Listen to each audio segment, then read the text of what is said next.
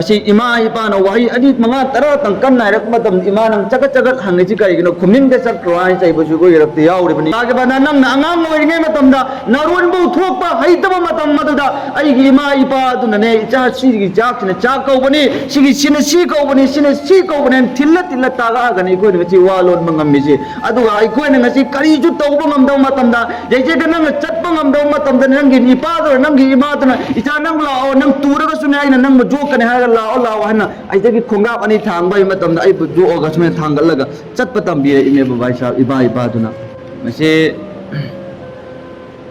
Bandana ma'am वही अनी मंगा तरा तंग थमजगे इंशाल्लाह मदो बखो मुन्ना तारगा अमल तौमिनसि इंशाल्लाह फंफम यावरबम खुदिमक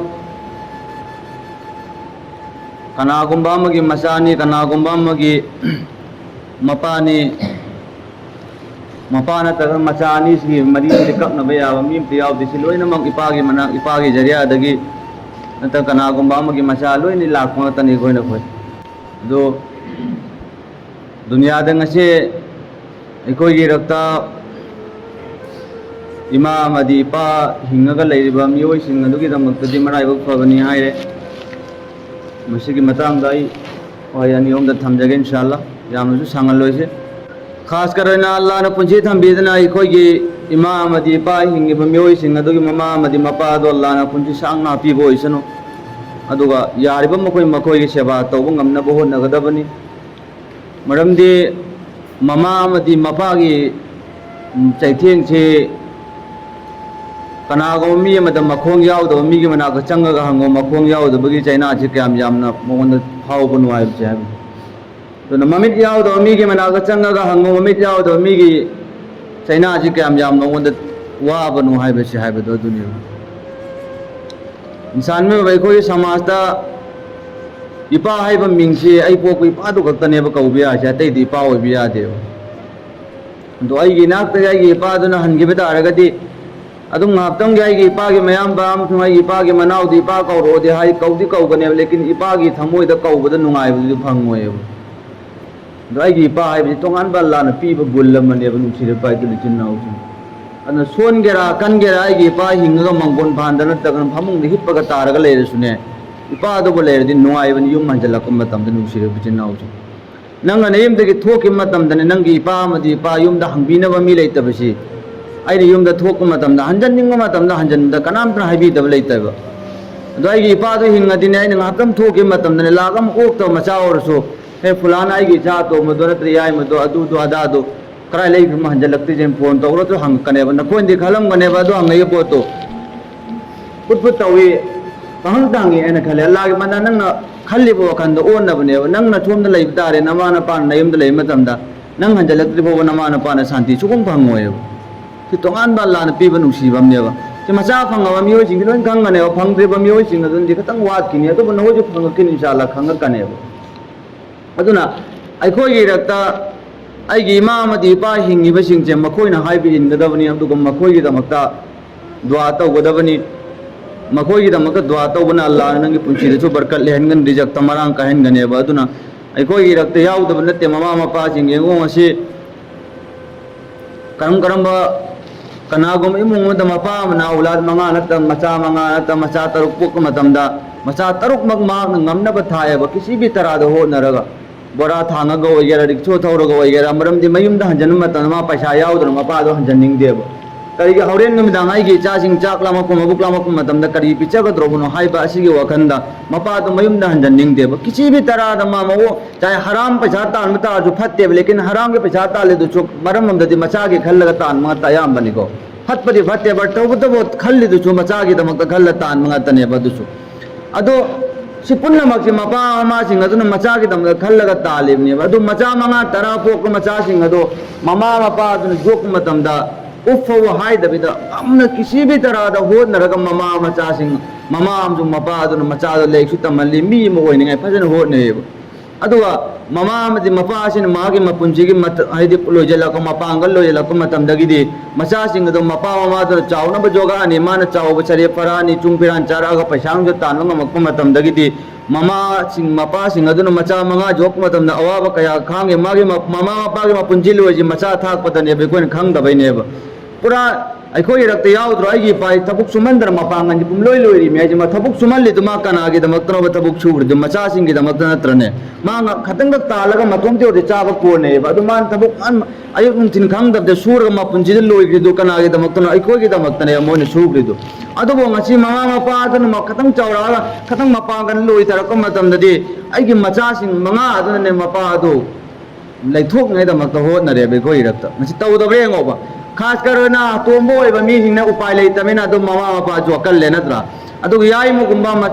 अतो मको या हनगुंबा करिगुंबो इबसिदी ममा मपा के मनाक्ति युम जी सानिंग दे बकडिगी सुमे पुट पुट नारक पखलक मयाम सिंग जी इगोन तक कौरक पजे हाइने दे दुना युम जी यारगा दि नुपी खतंग लापतक नो होंतोग लेगिजे दु हम लागा हंसन न लोइरे न खल्ले बा लागा आइना चुमद्राबा हाइजन मनतेबा नंगी नरमा पादना नंग हप्तम उदव मतम लेबंगमद नंग कराई लेखिमन थीएब अदु ngasi नंग खतंग अल्लाह न चुंबिरान चादना पैसा अथोग पैसा तान ngमपरेदी नंगी नमा नपादुगी मनाक्ता होब लेनिंगद्रेब नुसिरब चिन्नाउसि नंगी नुपीदुगी दमक्ता सेवा तौ लेकिन नुपीदुगी हाइबि इल्लगा नंगी नमा नपागे थमोय थुआइब तारगदि खुदा के कसम चाहता है नंग दुनिया दा ngasi haptam की दमक्ता माई पा किबि आइ लेकिन खुदा ताला के मनाक्ता कभी द माई पा फंगोयब नुसिरब चिन्नाउसि अल्लाह कुन मसावन कुरान दा हायरे ववसैनल इंसाना अल्लाह ने हुकुम तौरबने हे नको चित्तौ तौनिंगा तौनिंगा तो नते सिन अल्लाह ना इसे करे डायरेक्ट वसियत तौरमे कना गो मी माई की नाक तक सीगे तारगति इचानो ब फुलाना मी तो गेंगोन लंदोन तो ने मसी की थबुक नतगना आइने एक शीघ्र मतुंग सिगी पोचे मवन पिथुवन वसियत तौरमदि वसियत तो इंदब याते तना ऐसे अदुगुमना अल्लाह की हुकुम दरे के कोई तौरे इबनेवा ववसैनल इंसान हे इंसान मिबसिन नकोय दाइना वसियत तौरबने नकोय नमाम नपा अनि के मदत नकोय अफब सुलूक तो है अल्लाह ने हुकुम तो कुरान रे आत्म मफहूम कया कया दने अल्लाह तबारक तआला ने हुकुम तौरग वसियत तौ चिनु सिदु पाइ तुल चिन्नाउ सिन अदुना अखोय की रक्त ngasi हिंगी बाई की इमाम अदी पासे अल्लाह के वास्ते ममित लगी मपी तहनगनु नकोय गोय थाक मतम मकोय पुंसी लोयर इबनी अदुना अखोय न ngतंग पैसा तलक मतम दा अखोय न महाक बो हुंदो पाइ बचे अखोय अतोमो मी दो अदु का के दाय तनते ममा पागे से भाई साहब या नंग चु ममा पाना थागा इबनी अहन नंग चु नमा न पान थागा इबनेबा अखोय न खल्ले मागा अहन ग लैमिन खरबनी अदुना अहन लसिन माय तो पे एक जने हाने खल्ले अल्लाह की कसम ये मोइन हाइजन बनते कनागुम बे इमुंग अमद मचा मंगा ले मतम मचा से मन नारक मतम दा मपास की जितने भी लैब मान दौलत खुदी मत लोइन कुर्बान तो दोइबनी आई की चासी रक्तम आई की नात ले होरगदि हिंगौर द्याना क्या दो नुसीब न तबराबा मागी मपा तो ममुंग तारग लै मतम दा करंबा उलान अंदद तो गो मागी लैब खुदी मत जिन कुर्बान तो होगा आई की बागी तो कथो क्या लैते लैब्रा लैरोएबा मरम दी सीजगतन जई हुंदा मत पुसुरबा की पासिबो मंगोंद पैसा याम तिंगल लुबोंदे अल्लाह के बंदा नंग खल्लेबो कंदो ममा मपा तो खलंबो तारग नंग जुंगसी हिंगम मोय भाई साहब अदुना ने खोई गिरफ्ता मपा होय बसिंग सिनने नोंगमदा पैसा तान मतमदा रुपा लिसिंग अमा तालेन खलो समथिंग परमालन हाय मतमदा तो लिसिंग अमा जे तान मतमदा मा मतोम दा चाबा मतमदा मार्क से हप्ता मतुम निमित निनी हुनी रे चागनेबा अदुबो मा नोंगालगा सोमगा थबुक सुबे जटले मपाजे करिगे आइना लिसिंग अमा ताले पोचे आई तोम दा चाबदि कोनी अदुबो आई तोम दा चागदब नते युम दा या औलाद लय की नुपी लय मकोई सिंग अदुगी तमक्तने ताले से अदुना आई हयेंग चु पोथाब यादे हयेंग जोय थबुक जकदबने दुगा हयेंग जु लिसिंग अमा तांगदबने हारगा मागे मयत प्राप्त चले अदुगा ममा नब कया पैसा पाइ बसिंग अदुनु मागे ममा मतरो होते न चंगलगा आओ आओ बचाव मतमदा मपा अदुनु मपा अदु समग जन्म मतमदा मागे मयत यावर पैसा दु इंगी लौथो चानिंग तो बचा दे करेगी आइने यासी जेत यावर पैसा जे लौथो चाग दारगदि आइने युम द पैसा कम मोइन पुरने दो जाइगी चासिंग तो बु कमेन थनगद्रो नो हार खल्लगा चाद द मतिन जोलगा लागनि कोइ थागै चिनुम सिरबे चिन्नाउसिन चुमदब्रा बाइना जी मपा ओबे चिंसि लोइना खंगबा ngaतने अदुगा इकोइना ngasi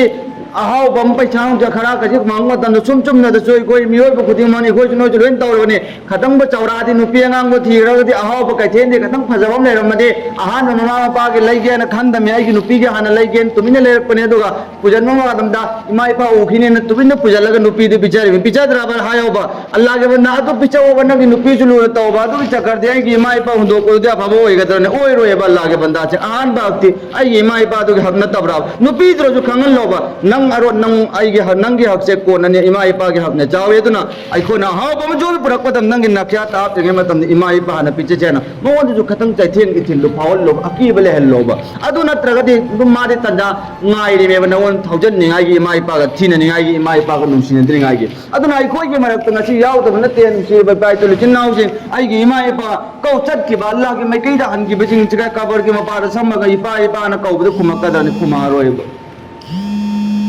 Allah ke Rasul sallallahu alaihi wasallam na ido pirami kari gumba ai ne sha ge namaz so laga net lor ga namaz son matam da ai gi ima tu ipa tu hingam ba ta ba ima ipa tu ai bo Muhammad ai na ko rok matam ai namaz tu kai ga ima ipa tu mana ka chak kan Allah ke Rasul na her me ibn si chin nau aduna ai koi gi irakta yaurung bani mama mapa kaudi kauni me do ko wo phang da ba adu Allah da dua tau gadam ne adu hinga lai de ba ai koi gi ima ipa hingi ba sing ji di Allah ke वास्ते मखोई थमोई कायंगनो मरम दे अल्लाह के रसूल सल्लल्लाहु अलैहि वसल्लम ना हिदो पिरमी रिजत रब्बी फी region वालिद सखतुर रब्बी फी सखतुन वालिद करी को ममा मति मपा ने या बता गदे अल्लाह ने यागने मपा ने याद बता गदे अल्लाह ने याबत यारो सिन्याई छि ममा की थाक्सु वांगे तो मपा की थाक्सु याम वांगे बा अल्लाह ने जन्नत की थोंग जिंगम दे मपा जी जन्नत की थोंग हमने आइ रि बने बा अदुना आई कोई ये रक्त ngasi याव तब नते अल्लाह ताला ने पंगल तौना पी रगदे आई की पा सिंग ngasi महाराव वनबा अमसु मकोई सिंग ngasi बो यार मदिम फजब वही ना हाइबा ngasi yengo mama kari gum nupa mana macha aduna mapa adu gi damakte haina itla maharau kumai amla akmatam dai ko yaw bra bai pa chi adum amot pa phi chele amot pa kai chele aduna ma ki damakta kari gum bakara lai daga purga ipa da pi ge na khan bai ko irakte yaw bra hayo ba are bai sab ai ko na ngang oi ngai matam da ai ko ja ngang oi ri bai ko na ai gi pa lan talak pai ma dun paisa talak matam da इतलम lakh मतम the छगाय पोतो नुपी छे फोचल लगन त काजल लग छे कई पुत्रो में कोई पुंसी लोय रे चा सिंग छे ममानब सिंग ममांग द मय की ममांग द चोफन लग लोय रे खल लगने फजब जब दु सेट लाई मी को जिन से बिचिन नाउ छि अदु ngasi ai कोई नाई की पा दु की मा दु की दमक ने हराव को मयम इतलम लाख मतम द ai से लोगे पा दु की दमक त लई गया है कोई अब फो लई बंगम दे बा भाई साहब आइकोन चिंग ने तब तब देखो आई नंग होक्तब नंग फतबू फतबने लेकिन असेंब हक्तुदी तौफम थोक्ट्रब भाई साहब तौफम पूरा थोपने अखोगी इपागम कौब फंगदब चैथें अचौब मी फंगने समाज थोकान खंगने फुलाना नंग कनागे मचानो है हंग इपाद लेतगदी इपाद मिंग नुंगाइरोब मरमदी ओ इपाद सीग्रे ममिंग हाइसिरा खंगने वखंद लेकिन नंग नपाद सोल हिंब तारगदी ए फुलाना मचाने है नंग वखंद नुंगाइब पोकपने नुंसीब चिन्नाउजी अदुनने अखोगी रक्तंगसी यामना emotional होइबा यामना थबुक एखोय थेंगनबी ngasi imung amada mapa ajina taraga naraga leiba matamna macha manga tarana layeng dabida kang taraga leiba haibse yamna afsos ni musirbe chinnaujing ngasi ima ipa na wahi adi manga tara tang kan nairak matam ima nang chaga chaga hangi kai gino khuming de sak kroai chai busu go irakte yauri bani yaw tabra yoba allah ke bana nang na angang oiringe matamda narun bu thokpa haitaba matam maduda ai gi ima ipa aduna ne cha sigi chak ne chak ko bani sigi sina si ko bani sina si ko bani thilla thilla taga gani ko ne chi walon mangam mi अदुगा अखोय ngasi kari ju tawba ngamdaw matamda jeje ga nang chatpa ngamdaw matamda nang gi ipa do nang gi ima do icha nang lao nang turaga sune ai nang ma jo kan ha lao lao hana ai tagi khonga ani thang bai matamda ai bu jo ga sune thang laga chatpa tambi ime ba bai sa iba iba duna kari gumba abo khang dam matamda ai gi ma ipa duna gai loin tambi re je tu bu ngasi de gi ipa solok matamda ipa tu gi mana ka changing de maram nam thi ipa din na ya du tawge ada tawge hana khal laga lai ba yauri buni khoi gi ka tawgono allah ge waste kami ga nang gi na punjida nang chomung na pa ora kani matam madra na dum nang adu gi chai theng du phangane ba nung sir be chil nau sing nu pa wana ma gi mama se oi go orfal homda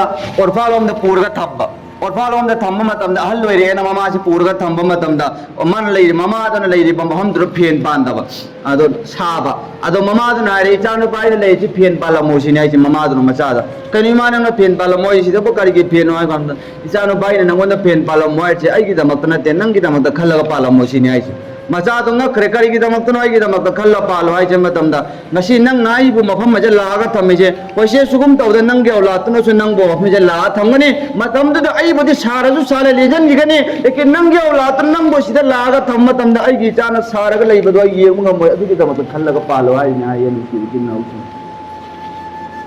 ai ko na khang da anubi ko imam ya yaw dro su ne kullaga lei bi ima ipa du ne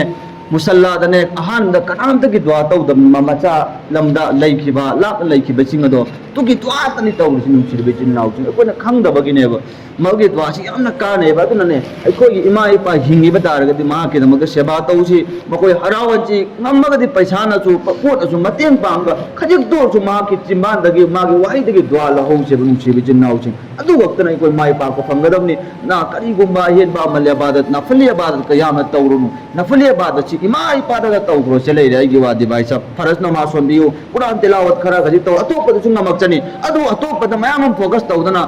कानदे आइगी इमा इपा ले दुद मतम पीरगा हरावनबा अदुन इफा five नुंसी बिचिनाउ सिंग अदुना अल्लाह ताला ना कोई की साथी जिंग मंगदगी इमा इपा हिंगी busing अदो अल्लाह ना पुंजी सांग ना पीबा लेबा औलाद को जो मखोय सेवा पुंग फाना तौर दुआ लोबो ngam pangan pinu इंशाअल्लाह